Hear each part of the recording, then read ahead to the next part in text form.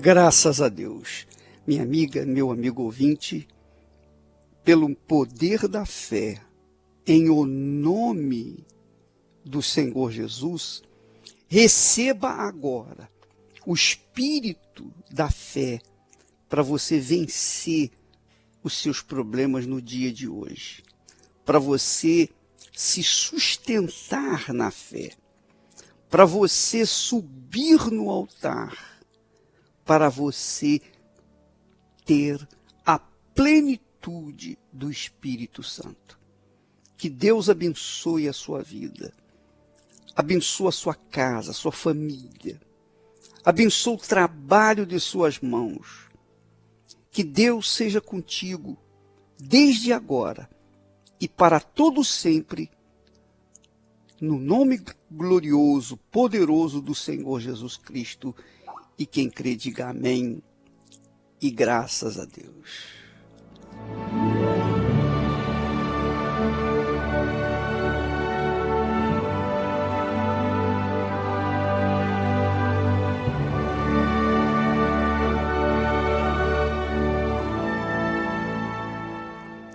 Graças a Deus, minha amiga, meu amigo ouvinte. Há muitas pessoas que não conhecem o Todo-Poderoso. Tem religião, mas não tem Deus. Mas essas pessoas são sinceras, mesmo na sua ignorância, elas são sinceras para chegarem e dizer, meu Deus, eu não aguento mais. Eu estou no ponto de não mais suportar. Eu preciso de ajuda. Envia-me, Senhor, uma solução, me dá uma palavra, me abre uma porta, me mostra um sinal, dá-me uma dica. Tem muita gente assim. E quem é que o Senhor, o Espírito Santo, quer usar para alcançar essas criaturas?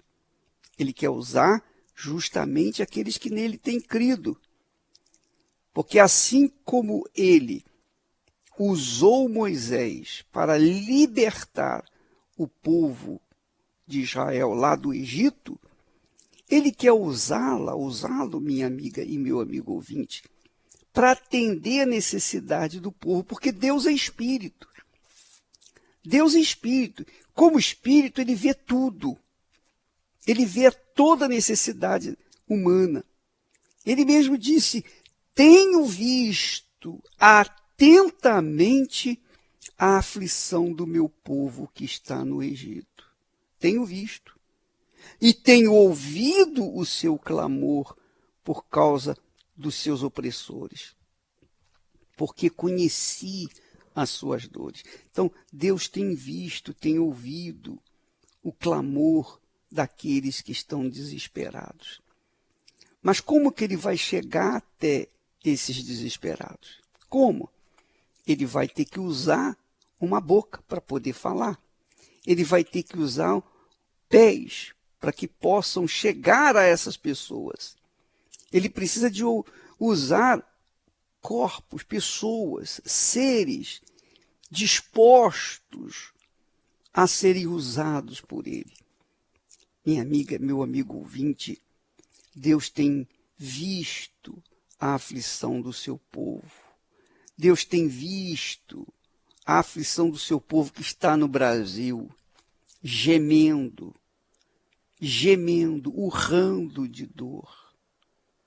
Pessoas que não têm água encanada, potável, pessoas que não têm casa, pessoas que não têm comida, pessoas que não têm para onde ir, pessoas perdidas por esse mundo afora. Ele tem visto o clamor desse povo, ouvido o clamor desse povo, mas ele precisa de pessoas que ele possa usar para chegar até elas. Por exemplo, neste momento, eu tenho certeza que o Espírito Santo está me usando para chegar até você, que está ouvindo atentamente essas palavras e se enquadrando dentro dessa proposta de fé que Deus oferece para você, dessa oportunidade que Deus oferece para você. Mas como achar àqueles que estão pensando pelo menos um pouquinho no seu semelhante. O Espírito Santo está buscando. Quem sabe você que me ouve nesse momento, talvez você seja essa pessoa. Minha amiga, meu amigo ouvinte, é muito bom a gente adorar a Deus, é muito bom a gente louvar a Deus, mas melhor do que louvá-lo, do que adorá-lo, é servi-lo com almas, porque Deus quer almas. Deus almeja pessoas que queiram ganhar almas para Ele. Eu sei que é louvável os louvores que as pessoas oferecem a Deus, mas não existe louvor maior para Ele do que o trabalho de resgate dos aflitos. Porque eu penso que lá no céu eu vou ter tempo à vontade para adorá-lo, louvá-lo, para somente oferecer louvores a Ele.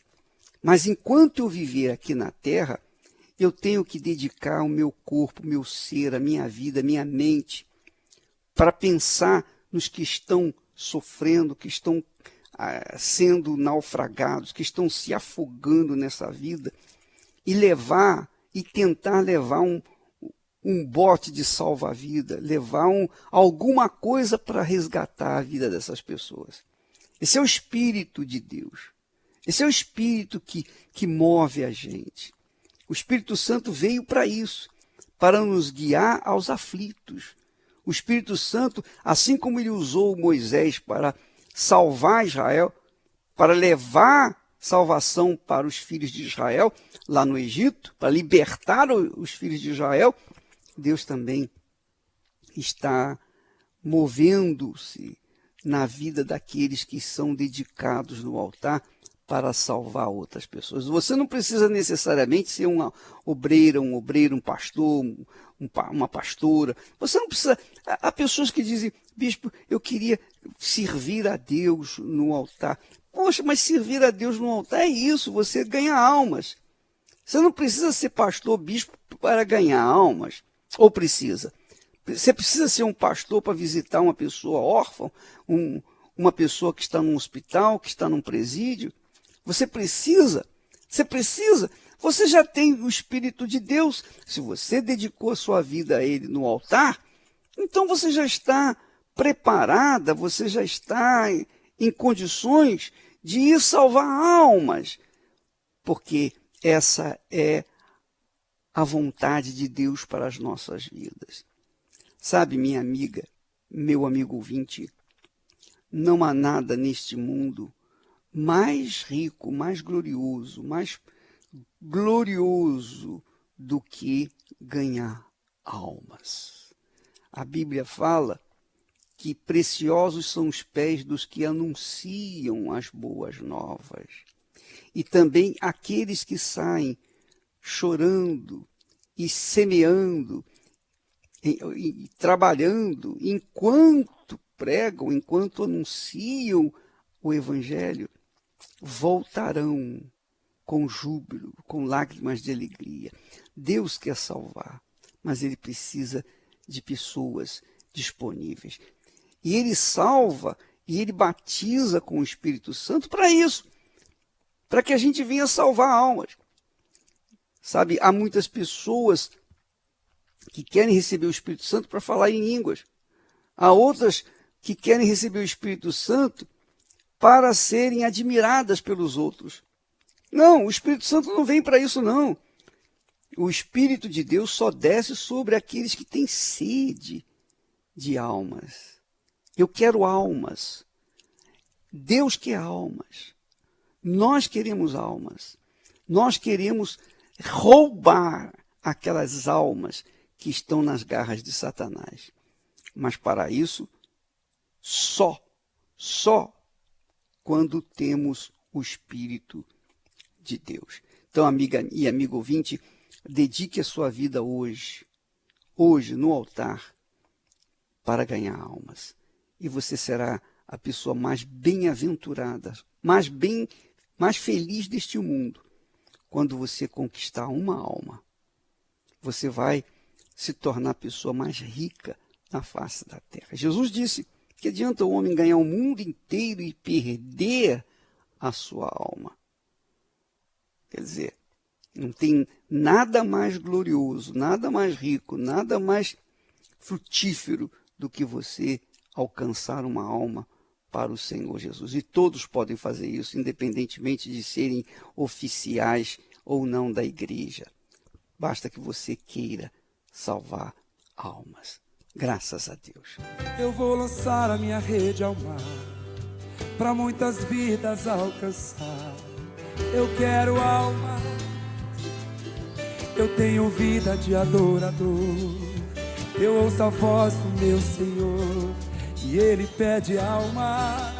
Graças a Deus, minha amiga, meu amigo ouvinte, é muito importante, extremamente importante que você saiba como a obra de Deus funciona, como a obra de Deus se desenvolve, como o diabo perde e como o reino de Deus ganha na obra de Deus. Quando nós colocamos testemunhos de pessoas que alcançaram a graça de Deus, alcançaram milagre, que alcançaram respostas de Deus, nós estamos mostrando para vocês como funciona, como Deus age. Porque as promessas de Deus são claríssimas, claríssimas. Só que elas só se cumprem quando nós a buscamos, quando nós dedicamos a nossa vida em busca, quando nós vamos lá no altar. O altar é o lugar do sacrifício, o altar é o lugar da resposta. Deus ouviu o clamor do seu povo e por isso desceu. Mas ele teve que ouvir. Antes de descer, ele ouviu um clamor. Ele podia ter descido antes, mas ele não estava ouvindo o clamor do seu povo. Então o povo ficou sofrendo 430 anos lá no Egito, escravo no Egito. Talvez seja essa a situação. Você está sofrendo há quantos anos? 10, 15, 20, 30, 50 anos? Não mudou nada na sua vida? Não tem mudado nada? Mas você crê na palavra de Deus, não é verdade? Você crê em Jesus, mas a sua vida não mudou. Por que não mudou? Por que não tem mudado a sua vida? Porque você não tem clamado. Você não tem feito a sua parte. Deus prometeu, mas a gente tem que correr atrás. A promessa de Deus não vem de forma como a chuva, que cai naturalmente, não. A promessa de Deus vem de acordo com o que se busca. Quando você busca, você manifesta a fé. Essa é a realidade. Isso tem que acontecer com você, comigo, com todos. Não tem distinção. Por exemplo, agora nós vamos ouvir o testemunho belíssimo do bispo Fernando Vassolé, que o filho dele estava à morte. E o próprio filho pediu-lhe, pai, faça o sacrifício. E foi quando ele fez o sacrifício que o filho foi restaurado. Vamos ouvi-lo, porque é importante que você saiba que não interessa se é pastor, se é bispo, se é isso, se é aquilo. Todos têm que clamar para que então possam ser ouvidos e Deus então descer em suas vidas. Vamos ouvir. Sou o bispo Fernando e atualmente estou como responsável pelo trabalho da Universal aqui no Amazonas. E como bispo da igreja, nós temos atendido muitas pessoas aflitas, oprimidas, cansadas, casos impossíveis. E nós nunca imaginávamos viver uma situação como essa. E eu estou aqui com a minha família, a Cláudia, que é minha esposa, e o Tiago, que é o grande milagre, o meu filho. E ele fez então uma cirurgia. Ele se submeteu a essa operação que ia ficar tudo tranquilo. Passaram-se 10 dias, ele já estava em casa, ele começou a ter dores no abdômen. E nós o levamos novamente ao hospital e começou a fazer muitos exames. E para nossa surpresa, detectou nesses exames uma infecção gravíssima no seu abdômen. E a cada exame que ele fazia, as coisas, o quadro dele ia piorando a ponto de interná-lo novamente. E os médicos constataram que o problema dele era gravíssimo, teria risco de vida. E você sabe que quando a gente ouve essa expressão, isso ia diretamente contra a minha fé. E era uma agressão a nós que cremos num Deus tão grande. Como que eu iria aceitar uma situação como essa? Os médicos dizendo que não tinha mais jeito. E de repente vê-lo numa cama de um hospital e na situação que ele se encontrava, aonde a médica chegou para mim e disse: olha, mãe, eu acho que você não sabe a condição do seu filho. Ele só tem consciência, ele não tem oxigenação e ele não tem respiração, ele não tem batimento cardíaco. Então eu tenho que levá-lo para a UTI. Eu sentia muitas dores e a cada dia que passava, piorava. Eu nunca tinha sentido tanta dor. Toda aquela situação eu não aceitava. Quando eu chamei os meus pais,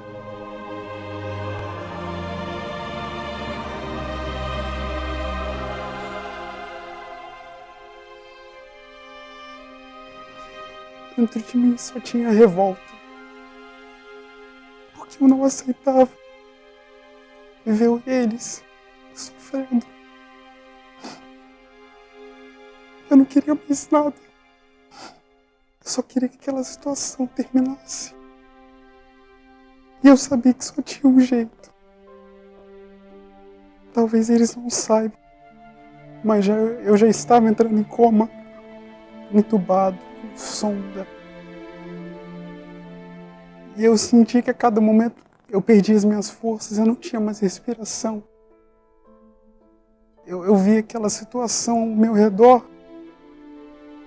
e o pouco que eu lembro só me revoltava ainda mais. E nesse momento, eu percebi, eu disse: o que eu faço? Foi quando o Tiago nos chamou e pediu para que Fernando fizesse o sacrifício. Eu falei: só tem um jeito de se mudar. Vende tudo. Naquele leito, eu transformei o meu altar. Eu sabia que só o altar poderia me resolver a situação. O maior dos meus sonhos vou levar para o Sinai, pois sei que há um Deus que tudo pode se eu crer. Foi quando então eu coloquei em prática o que tanto eu tenho pregado e o que eu tenho vivido. E eu sabia que para Deus descer na vida do Tiago, eu tinha que subir. Não tem outro jeito. Para Deus descer, nós tínhamos que subir. E foi o que aconteceu. Foi 7 da manhã isso, quando deu 10 horas da manhã, o Tiago, que ia para a UTI, passou a caminhar pelos corredores do hospital. E os médicos, as enfermeiras não acreditavam. E aí começaram a fazer exames. E a cada exame ia dando melhora a cada instante. Foi quando então ele teve uma resposta gloriosa, o seu corpo trabalhando e a sua vida se transformou. E eu sabia que a única forma de saída era o sacrifício, porque desde novo eu via os meus pais sacrificando, eu via os testemunhos e eu tinha que subir para Deus descer na minha vida e ali fazer a diferença. Nós podemos perceber que a oração guardou o Tiago, mas o sacrifício ressuscitou o Tiago. Hoje, aqui eu estou dando testemunho juntamente com os meus pais, curado, não tenho mais dores, não tenho mais nenhuma sequela da infecção, que os médicos ficaram sem palavras, porque geralmente resta um pouco ainda no corpo. O meu corpo hoje, ele é saudável, ele na realidade trabalha melhor do que antes. E realmente, somente o sacrifício pôde me trazer essa grande maravilha. Eu cheguei aqui com a vida destruída em todas as áreas, né? Na vida profissional, financeira, eu era assalariado há anos, trabalhava muito, me dedicava, mas não desenvolvia, né? Além disso, até o pouco que eu tinha não estabelecia, né? Eu tinha um carro, nessa ocasião eu comprei um carro, pouco tempo depois me roubaram, passei perto da morte, inclusive, nessa ocasião, né? Além disso, vivi em noitadas, bebidas, envolvido com muitas mulheres, tudo para tentar preencher um vazio que havia dentro de mim, mas sempre tudo em vão, nunca fui feliz também na vida sentimental. E aí aconteceu o pior na minha vida quando eu fui dormir numa noite normalmente, quando eu acordei no outro dia, inexplicavelmente deu uma paralisada da cintura para baixo. Ali foi o pior momento da minha vida, né? Eu fiquei internado, tomando banho na cama, fazendo todas as necessidades ali. E foi dessa forma que eu cheguei aqui na igreja. Eu cheguei literalmente carregado, né, com a vida destruída em todas as áreas, sem perspectivas nenhuma, né? A avaliação que o médico fez inicial é que a paralisia podia ser expansiva. Ela havia iniciado nos pés, estava na cintura e podia chegar até o pescoço. E aí, poucos dias depois, iniciou a Fogueira Santa de Israel. Mesmo sem entender direito o que se tratava, decidi me lançar e, graças a Deus, o milagre aconteceu. Pouco tempo depois, fui totalmente curado, liberto de todos os vícios e aprendi o caminho da vitória, que é o altar, o sacrifício. E daí, de fé em fé, de sacrifício em sacrifício, são 16 anos nessa caminhada. Hoje, graças a Deus, uma vida transformada.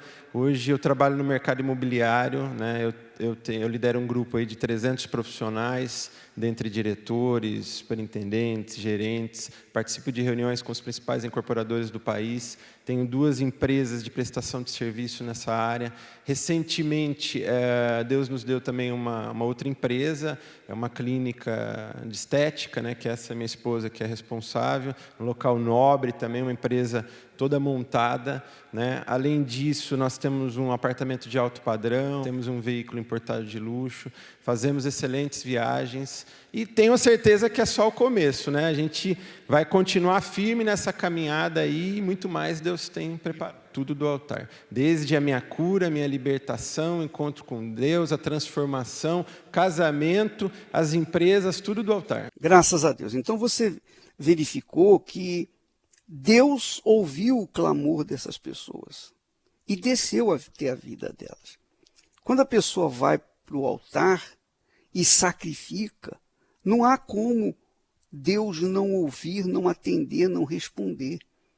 E há respostas e respostas, porque Deus levou 40 anos, não é que ele tenha demorado, mas ele permitiu que o povo de Israel ficasse 40 anos rodando no deserto até chegar à terra prometida, porque aquele povo estava rebelde, era rebelde. Então, ele o povo de Israel só chegou à terra prometida 40 anos depois, mesmo tendo saído lá do Egito, da escravidão. Mas há casos em que Deus ouve na hora, que é o caso, por exemplo, o caso do filho do Fernando, do bispo Fernando. Deus teve que ouvir na hora, não podia esperar 40 anos, não podia esperar 40 dias, não podia esperar uma semana, não podia esperar um dia. Tinha que agir na hora, porque senão ele ia morrer. Então, amiga e amigo, dependendo da situação, Deus ouve na hora. Ou ouve e responde de acordo com a situação. Por exemplo, você tem um problema econômico e você vai para o altar, parte para o altar, para o tudo ou nada, Deus ouve você. Mas ele não vai resolver todos os seus problemas econômicos no dia seguinte. Mas a partir do dia seguinte começa a acontecer um milagre.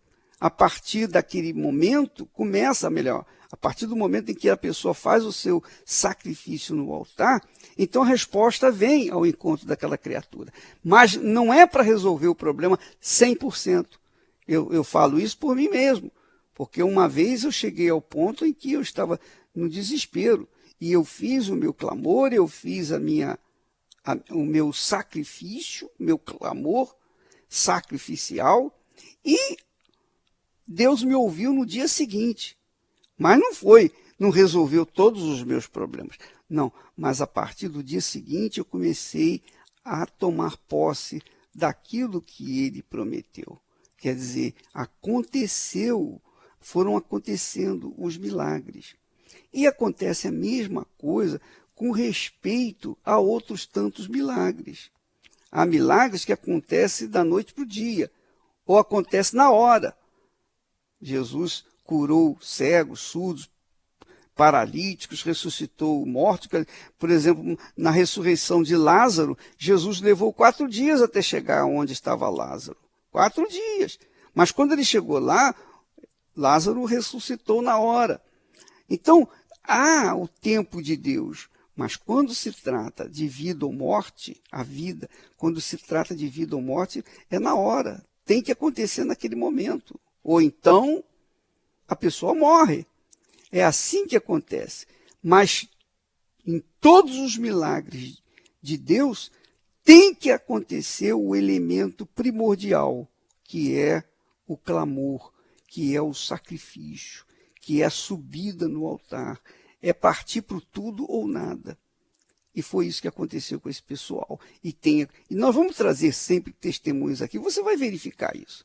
Nós vamos ficando por aqui e amanhã estaremos de volta neste horário e nesta emissora. Deus abençoe a todos em nome do Senhor Jesus.